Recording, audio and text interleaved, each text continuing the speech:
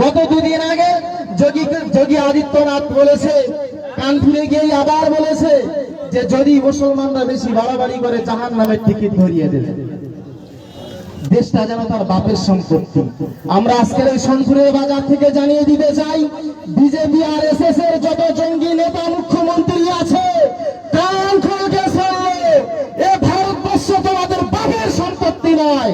তোমাদের বাপ দাদা, তোমাদের জন্মদাতারা ব্রিটিশদের পা চেটে চেটে চলে গিয়েছে। এই ভারতবর্ষ হিন্দু মুসলমান জাত পাত নির্বিশেষে আবার সংবিধান প্রেমী আম্বেদকর প্রেমী সাধারণ মানুষের ভারতবর্ষ। এখানে তোমাদেরকে আমরা থাকতে দিয়েছি। যদি বিজেপি আরএসএস জঙ্গি সংগঠন যদি এটা ভুলে যায়, দ্বিতীয়বার 1947 হবে, আবার আমরা আরএসএস কে ব্রিটিশদের কাছে বাড়িয়ে দেবো ইনশাআল্লাহ। আপনারা আমার সাথে একমত? সাথে সাথে মনে রাখুন যোগীজি, আমরা তো জানি ভারতবর্ষের একটা জঙ্গি সংগঠন হচ্ছে আরএসএস। আমাদের সব থেকে বড় বেদনার এটাই, যেখানে গতকালকে আমাদের জাতির জনক মহাত্মা গান্ধীর 100 বছর জন্মদিবস গিয়েছে, সেখানে ভারতবর্ষের একটা জঙ্গি সংগঠন আরএসএস 100 বছর এই ভারতে তারা থাকছে এখনো। এটা তোমাদের কপাল ভালো, আজও আমরা এক জায়গায় হইনি বলে। তবে এটা মনে রেখো যোগী, মোদী, অমিত শাহ, এটা মনে রেখো, ভারতবর্ষের মানুষের এক হতে আর সময় লাগবে না। শ্রীলঙ্কা শিখিয়ে দিয়েছে, বাংলাদেশ শিখিয়ে দিয়েছে, সম্পত্তি নেপালও শিখিয়ে দিয়েছে। 26 সালে তবলা গোছানোর জন্য তৈরি থাকো। সাথে সাথে মনে রাখো, আপনার হাতে বুলেট বোমা আছে। ইসলাম শান্তির ধর্ম, আমাদেরকে শান্তি শেখায়। আমাদের কাছে বুলেট বোমা নেই, কিন্তু আরএসএস জঙ্গি সংগঠন, তাদের কাছে বুলেট বোমা আছে। তাই যোগীজি বলেছে যে মুসলমানরা যদি বেশি বাড়াবাড়ি করে জাহান্নামে পাঠিয়ে দেব। আমরা জানাতে চাই যোগীজিকে, আমরা জাহান্নামে পাঠাতে পারবো না। তবে তোমার মতো যোগী যদি বাংলায় চলে আসো, পচা ডিম দিয়ে তোমারটাকে শ্যাম্পু করে দিতে পারি। কি পারবেন না? সুতরাং এই হুঁশিয়ারি দিয়ে সাথে সাথে পুলিশ প্রশাসন যারা বাংলায় আছে, আমি সকলকে বলবো, আপনারা ভাববেন না যে সব প্রশাসন নিরপেক্ষ জিনিসটা এখন টর্চ লাইট দিয়ে খুঁজতে হয়। যদি আপনার আমার সাথে যদি সদিচ্ছা থেকে থাকে যে আমরা শান্তি চাই, কোথাও কোনো অশান্তি করিনি, আমরা শান্তি চাই, কোথাও কোনো দাঙ্গা করিনি, যদি আপনার সৎ ইচ্ছা থাকে যে না কোন রকম ঝামেলা যাবে না হয়, আপোষে মীমাংসা হবে, তাহলে আই লাভ মোহাম্মদের ব্যানারটাও দিনের বেলা ফলানো যেত। ইসলাম আমাকে শেখায়নি যে আমার এই আই লাভ মোহাম্মদ ব্যানারটা আমি অন্য ধর্মের জায়গায় গিয়ে লাগিয়ে দেব। এটা আপনারা মনে রাখবেন, আই লাভ মোহাম্মদ হচ্ছে ভালোবাসার জায়গা, এখানে থাকার জায়গা। এই জিনিসটা আপনারা যেখানে সেখানে দেবেন না। মন্দিরের সামনে, গির্জার সামনে, গুরুদ্বারের সামনে দেবেন না। কারণ রাম মসজিদের ভিতরে ঢুকতে পারে, কিন্তু মোহাম্মদ কোনদিন অন্য ধর্মের জায়গায় যেতে পারে না। সুতরাং যদি মনে করতেন যে আপোষ চাই, শান্তি চাই, ওটা দিনের বেলায় করা যেত, খোলা যেত, এটাও মাথায় রাখবেন। সুতরাং আপনারা নিরপেক্ষ হিসাবে আপনারা থাকুন। মুসলমানদের ধৈর্যের পরীক্ষা যেন আপনারা দেবেন না।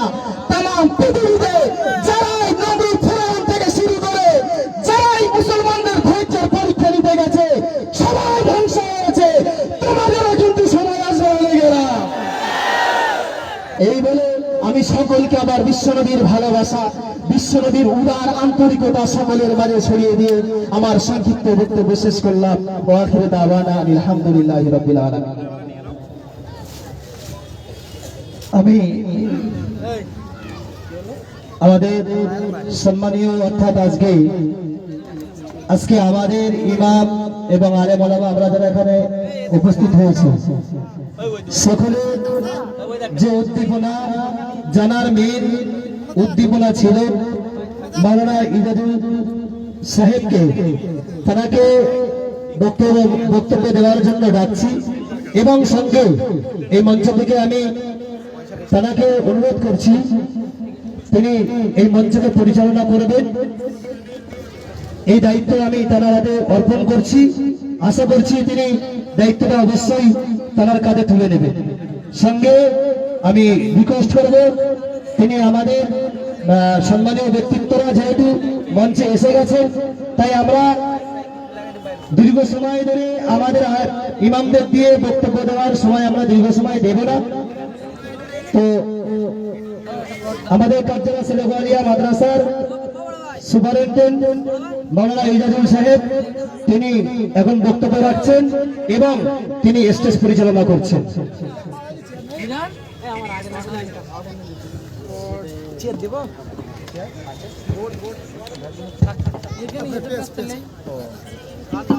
আসসালামু আলাইকুম ওয়া রাহমাতুল্লাহি ওয়া বারাকাতুহু।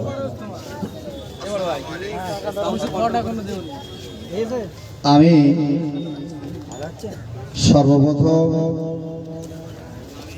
এই এলাকার যে সমস্ত ধর্মপ্রাণ নবী প্রেমী মুসলমান ভাই ও বাবাজিরা এসেছেন, আমি সকলের কাছে ক্ষমা চেয়ে নিচ্ছি। কারণ হলো এরকম দুর্যোগপূর্ণ আবহাওয়াতে আপনারা যেভাবে নবী প্রেমের নিদর্শন দেখি কাঁধে কাঁধ মিলিয়ে এরকম একটা দুর্যোগপূর্ণ অবস্থাতে মাঠ ভরিয়ে ফেলেছেন, সেজন্য আমি আপনাদের কাছে ক্ষমা চেয়ে নিচ্ছি। এজন্যই যে আপনাদের বসবার মতো সুব্যবস্থা সুন্দর জায়গা আমরা করতে পারিনি, সেজন্য আমি ক্ষমা প্রার্থী। পর কথা হলো, আমরা সকলেই জানি যে আজকে এ প্রতিবাদ সভার আয়োজনের মূল কারণ কি। উত্তরপ্রদেশে যে মুসলমান ভাই মুহাম্মদ সাল্লাল্লাহু আলাইহি ওয়াসাল্লাম লেখা ব্যানার ব্যবহার করার কারণে যোগী পুলিশ বাহিনী মুসলমান ভাইকে গ্রেফতার করে তাদের প্রতি অত্যাচার করা হয়েছে। আজকে আমাদের সমাজে অনেকের মুখে শুনতে পাচ্ছি যে আমরা যারা নবী প্রেম দেখাচ্ছি, এটা নিয়ে প্রতিবাদ করছি, এটা নিয়ে গর্জে উঠেছি। অনেকের কথা, যারা এটা নিয়ে প্রতিবাদ করছে তারা নামাজ পড়ে না, তারা তারা সুন্নাতের অনুসারী নয়। অনেকে বলছে তারা হয়তো পেশাব করে পানি খরচও করে না। এই বলে, এমন কথা বলে আমাদেরকে এমন প্রতিবাদ থেকে পিছিয়ে দেওয়া, সরিয়ে দেওয়ার চেষ্টা করছে। আজকে জানা উচিত, যারা আজকে এমন মন্তব্য, এমন কথা বলছে, তাদের জানা উচিত ছিল যে যারা আজকে এই প্রতিবাদে মুখর হয়েছে, যারা আজকে প্রতিবাদে সামিল হয়েছে, আমি তর্কের খাতিরে ধরেই নিলাম হয়তো একজন ভাই সে 5 ওয়াক্ত নামাজ পড়ে না, তাই বলে সে প্রতিবাদ করতে পারবে না, রসুলের নামে অপমান করবে, রসুলের নামকে কলঙ্কিত করবে। আর মুসলমান হয়ে নামাজ হয়তো পড়েনি আজকে, সেটা তার দোষ, সেটা তার ত্রুটি, আমি মেনে নিলাম। কিন্তু নামাজ পড়ে না বলে যে প্রতিবাদ করতে পারবে না, এটা কিন্তু নয়। এভাবে এমন কথা বলে হয়তো আমাদেরকে অনেকে পিছিয়ে দেওয়ার চেষ্টা করছে, এই প্রতিবাদ থেকে সরিয়ে দেওয়ার চেষ্টা করছে। আমাদের সকলকে মাথায় রাখতে হবে, আজ আমি হয়তো নামাজ পড়িনি, আগামীকাল হয়তো নামাজ পড়বো, কিন্তু আমার নবী, যে নবীকে আল্লাহ সৃষ্টি না করলে পৃথিবীর কোনো কিছুকে সৃষ্টি করতেন না, সেই নবীর নামে অপমান আমরা কোনো মুসলমান মেনে নেব না। ঠিক কিনা বলেন? মেনে নেব? আজকে আমরা এই প্রতিবাদ সভাতে এসেছি, হয়তো একটু কষ্ট করে দাঁড়াতে হচ্ছে। অনেকের মনে হয় যে একটু কষ্ট হচ্ছে, বসবার জায়গা হলে ভালো হতো। অবশ্যই ভালো হতো, আমরা পারিনি, তার জন্য দুঃখ প্রকাশ করেছি, ক্ষমা চেয়ে নিয়েছি। কিন্তু এটা ভাবতে হবে, রাসূল সাল্লাল্লাহু আলাইহি ওয়াসাল্লাম হযরত আবু বকর রাদিয়াল্লাহু তাআলা আনহুকে বলেছিলেন, বাবা আবু বকর, সম্মুখে একটা দিন আসছে, সামনে একটা দিন আসছে, যেদিন আমাকে এই মক্কা ছেড়ে মদিনায় হিজরত করতে হবে বাবা আবু বকর। সেই দিনের সঙ্গী বাবা আবু বকর তুমি আমার সঙ্গী হবে। রাসূলের এমন কথা শুনে আবু বকর রাদিয়াল্লাহু তাআলা আনহু একদিন নয়, 2 দিন নয়, 1 মাস নয়, 2 মাস নয়, এক টানা 6 মাস নবীর প্রেমে, নবীর ভালোবাসায় এক টানা 6 মাস সারা রাত গাটুলি গুটুলি বাঁধিয়ে, গাটুলি গুটুলি বেঁধে মাথায় করে এক টানা 6 মাস দাঁড়িয়েছিলেন। আমরাও সেই নবীর প্রেমী, আমরাও সেই নবীর সৈনিক, আমরাও সেই নবীর সেনা। আধ ঘন্টা নয়, 1 ঘন্টা নয়, 2 ঘন্টাও যদি আমাদেরকে এখানে দাঁড়িয়ে দাঁড়িয়ে নবী প্রেমের পরীক্ষা দিতে হয়, কে কে নবী প্রেমের পরীক্ষা দিতে রাজি আছেন? রাত্রে দেখান না। আমরা কারা? আমরা কারা?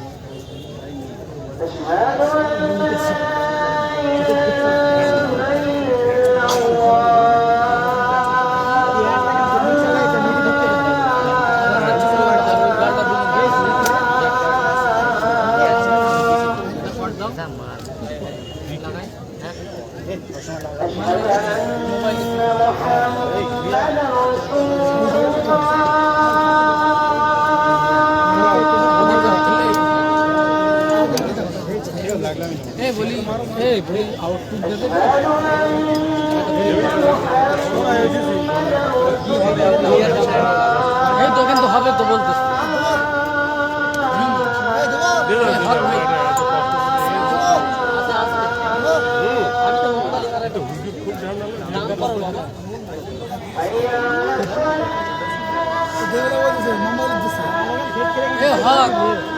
দেবে না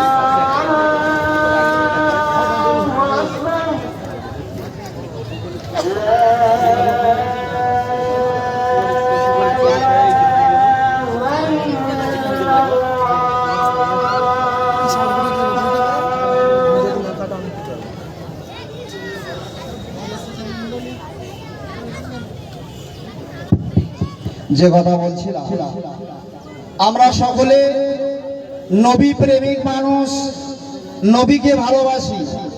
আমরা যারা হাত তুলে সাক্ষ্য দিয়েছি যে নবীর জন্য 2 ঘন্টা দাঁড়িয়ে থাকতে রাজি, আমরা কেউ ঝড় বৃষ্টি প্লাবন এলে এই মাঠ ছাড়বো না, ছাড়বো না, মাঠ ছেড়ে চলে যাব। কারা কারা যাবেন না একটু হাত তুলে দেখাবে? কারা প্রকৃত নবীর সৈনিক হাত তুলে দেখাবে?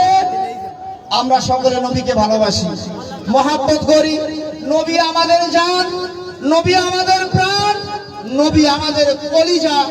আজকে আমরা হয়তো কপালে অনেকে পট্টি বেঁধেছি আই লাভ মুহাম্মদ সাল্লাল্লাহু আলাইহি ওয়াসাল্লাম।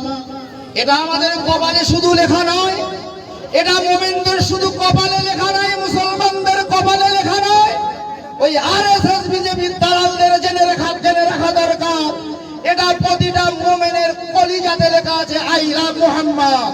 জোরে বলেন আই লাভ মুহাম্মদ। প্রতিটা মুসলমানের কলিজাতে কি লেখা আছে?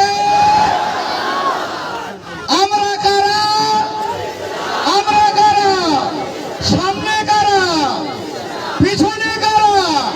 আমরা কারা? নবীর সেনা।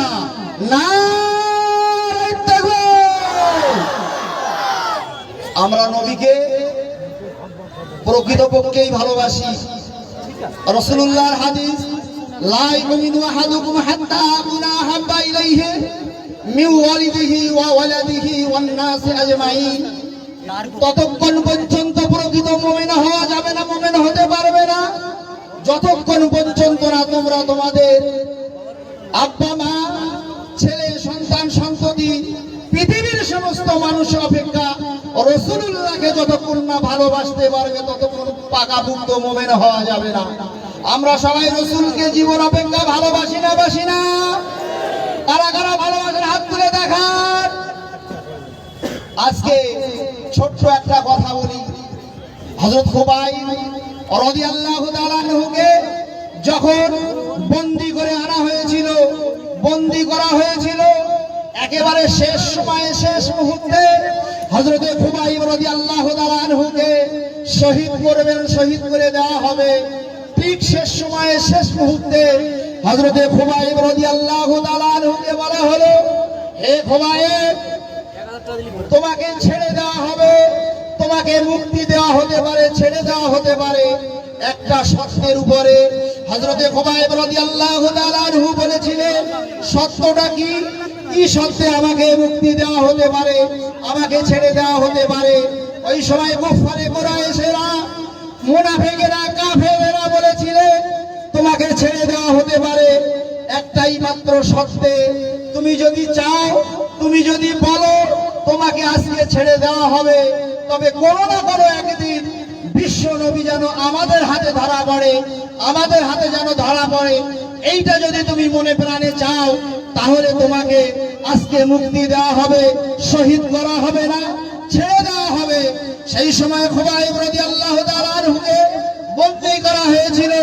বন্দী অবস্থাতে বাঘের মতো গর্জন দিয়ে বলেছিল, এ কুফারে কুরাইশেরা, এই ইহুদিরা, নাসারারা, তোমরা শুনে রেখে দাও, আমার নবী তোমাদের কাছে ধরা পড়া তো দূরের কথা, আমার রাসূলের গায়ে বা পায়ে যদি একটা কাঁটা ফোটে, সেই কষ্ট, আমার রাসূলের পায়ে কাঁটা ফোটার কষ্টটাও আমি খুবাইব কখনো মেনে নিতে পারবো না। জোরে বলুন সুবহানাল্লাহ। গর্জন দিয়ে বলেছিল, আমি মেনে নিতে পারবো না। আমরা যারা এখানে হাজির আছি, রাসূলের অপমান, রাসূলের বেইজ্জতি, রাসূলের নামকে কলঙ্কিত করা আমরা কোন মুসলমান মেনে নিতে পারি? যারা পারি না একটু হাত তুলে দেখাবে। আমরা রাসূলের অপমান কখনো কোনো মতে মেনে নিতে পারি না। আজকে আমাদের মঞ্চে বিশিষ্ট বক্তাগণেরা উপস্থিত হয়েছে, আপনারা তাদের মুখ থেকে খুবই মূল্যবান বক্তব্য শুনবেন। সকলের কাছে আমি আবারও একবার ক্ষমা চেয়ে নিচ্ছি, আমি আপনাদের বসবার মতন সুন্দর ব্যবস্থা করতে পারিনি। এত দুর্যোগপূর্ণ অবস্থাতেও এত যে মানুষের ঢল নামবে, এত যে মানুষের উপস্থিতি হবে, এটা আমরা আগে ভাগে আন্দাজ করে উঠতে পারেনি। আপনারা একটু ক্ষমাসুলভ নজরে দেখবেন। এখন আপনাদের সম্মুখে বক্তব্য রাখছেন বন্দী মুক্তি কমিটির সদস্য ভানু মুখোপাধ্যায়। আপনারা সকলে, ভানু সরকার, আপনার সকলে তার মূল্যবান বক্তব্য শ্রবণ করুন।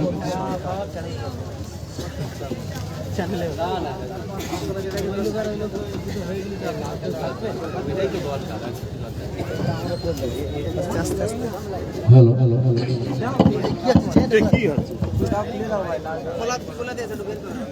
দেওয়া দিচ্ছি।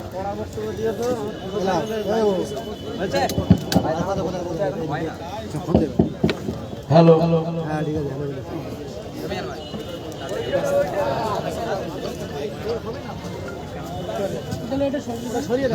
প্রথমে বলি আই লাভ মোহাম্মদ। আমি হযরত মুহাম্মদকে ভালোবাসি। এই কথা বলা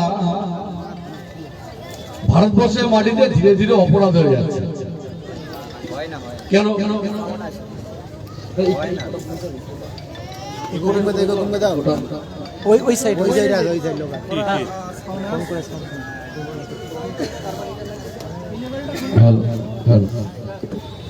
আজকে যারা আই লাভ মোহাম্মদ বলার জন্য গ্রেপ্তার করছে, তারা মনে মনে কি চাইছে? আই লাভ নরেন্দ্র মোদী বলবো?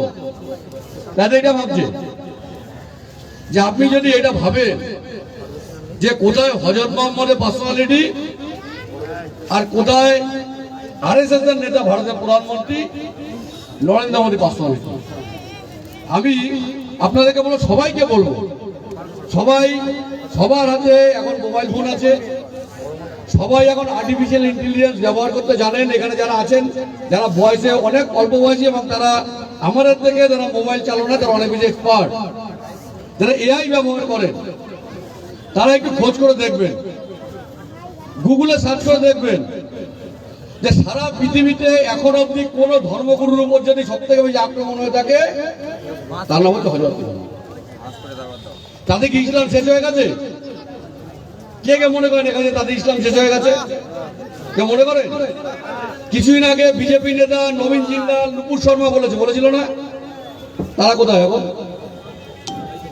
আপনার চোখের সামনে, আপনার হাতের সামনে প্রমাণ আছে। আমি বলবো নরেন্দ্র মোদী হোক বা যোগী আদিত্যনাথ হোক বা বিজেপি আরএসএস যে সমস্ত নেতারা এই সমস্ত বিদ্বেষ বিষ পালন করে চলেছেন নিজেদের মনে, আমি বলবো তাদের কোরআন করতে হবে না। আমি বলবো যে উত্তরপ্রদেশের যেটা এখন প্রয়াগরাজ, যে জায়গাটার নাম, সেখানে প্রয়াগরাজ ইউনিভার্সিটি একটা আছে।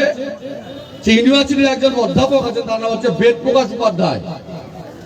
তিনি একটা বই লিখেছেন, আমি বলবো বইটা পড়ুন, বাংলা হয়েছে। এখানে আমাদের এই হাওড়া একজন কলেজের অধ্যাপক অসিত কুমার চন্দ্র মুখোপাধ্যায়, তিনি সেটা বাংলা করেছেন।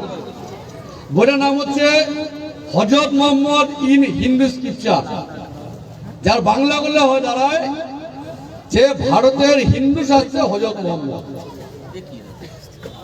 অত্যন্ত সুন্দর বই, অত্যন্ত সুন্দর বই। এই বই যারা পড়বেন, আমি বলবো আরএসএস এর নেতা যারা আছেন, বিজেপির যারা আছেন, আমরা তারা পড়ুন।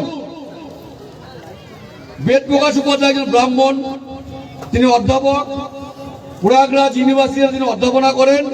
তিনি বেদ পড়েছেন, বেদ পড়ে তিনি বলেছেন কোথায় কোথায় হযরত মুহাম্মদের আগমন সম্পর্কে বেদে লেখা আছে।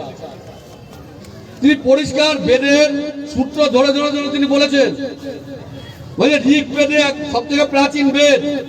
আপনার মনে রাখবেন যে বেদ আমাদের দেশের সূত্র দিয়ে পাঠ করা নিষেধ। এই মনুবাদীরা, আরএসএস এবং তাদের যারা পূর্বপুরুষ, তারা বলেছে বেদ সূত্র পাঠ করতে পারবে না। সূত্র পাঠ করলে তার জিভ কেটে নাও। সূত্ররা যদি বেদ শোনে তাহলে তার গানে কানে গরম সিজা ঢেলে দাও। যদি কোনো গর্ভবতী মহিলা বেদ শোনে তাহলে তাকে ফুটন্ত ঘি তাকে খাইয়ে দাও, যাতে তার গর্ভের সন্তান মারা যায়। এরা মনুবাদীরাই প্রচার করেছে। বেদে কি লিখেছে? বেদে লিখেছে পৃথিবীতে এমন একজন মানুষ আসবেন যাকে সবাই ভালোবাসে। তো তাহলে মুহাম্মদ মানে কি? আরবি ভাষায় মুহাম্মদ মানে কি? প্রশংসা, দা প্রেইজ। বেদে সেই শব্দটা বলছে নরাশংস। নরাশংস মানে যিনি মানুষের প্রশংসা পাবেন, যিনি মানুষের দ্বারা প্রশংসিত হবে। মুহাম্মদ মানে কি? প্রশংসিত। তিনি বলেন, বেদে বলেছেন, অথর্ব বেদে বলেছেন যে এই এমন একজন পুরুষ যার জন্ম এমন একটা জায়গায় যেটা হবে মরুভূমি। হযরত মুহাম্মদের জন্ম কোথায়? একদম সেন্ট্রাল অফ দ্য ডেজার্ট, মরুভূমির কেন্দ্রস্থলে জন্ম, মক্কাতে। আরো বলেছে যে তিনি হবেন এই পৃথিবীতে শেষ নবী। তিনি হবেন শেষ, তারপরে কোনো নবী জন্মাবে না। কারণ তিনি হবেন একজন পূর্ণাঙ্গ মানুষ, যার 12 জন স্ত্রী থাকবে। অথর্ববেদে বলা আছে, বলছে যার গলায় 10টা মালা থাকবে।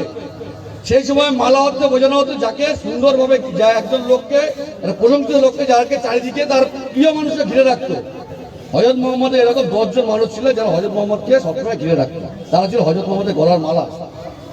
আর বলেছিলেন, আরো বলা আছে যে সেইখানে বলা আছে যে তিনি উটের পিঠে করে চড়বেন, উট হবে তার বাহন। মক্কা থেকে মদিনায় এসেছিলেন হযরত মোহাম্মদ কিসে পিঠে চড়েছিলেন? ফলে আরএসএস এর যারা এই সমস্ত করে বেড়াচ্ছেন, যারা হযরত মোহাম্মদকে চেনেন না, আমি বলবো হযরত মোহাম্মদকে আপনারা চিন্তা করেন না, বেদকে চিনুন। আমাদের ধর্মযাত্রা যেগুলো দোহাই নিয়ে আপনারা সব জায়গাতে মুসলমানদের বিরুদ্ধে লড়াই করে বেড়াচ্ছেন, আমি বলবো আপনারা বেদ পড়ুন। বেদ করলে আপনাদের ভ্রম কেটে যাবে। হযরত মোহাম্মদ সম্পর্কে পৃথিবীতে হযরত মোহাম্মদ আসবে, একজন এরকম নবী আসবে, তার ঘোষণা 4টে বেদেই করা আছে। বেদের সূত্র ধরে ধরে তিনি ভদ্রলোক, আমি বলছি না এটা, আমার কাছে বইটা আছে, ইংরেজি ভার্সন আছে, কেউ যদি পড়তে চান মহাভারতে কিভাবে হযরত মোহাম্মদ উল্লেখ আছে সমস্তটা তিনি ধরে ধরে লিখেছেন। এবং এই বাংলার একজন অধ্যাপক অসিত কুমার চট্টোপাধ্যায়, তিনিও সেই বইটা বাংলা অনুবাদ করেছেন, সঙ্গে তিনি একটা চ্যাপ্টার জুড়ে দিয়েছেন। আমার কাছে যদি কেউ চান আমি পিডিএফ পাঠিয়ে দিতে পারি, অথবা আমি এখানে বইয়ের নামটা বলছি,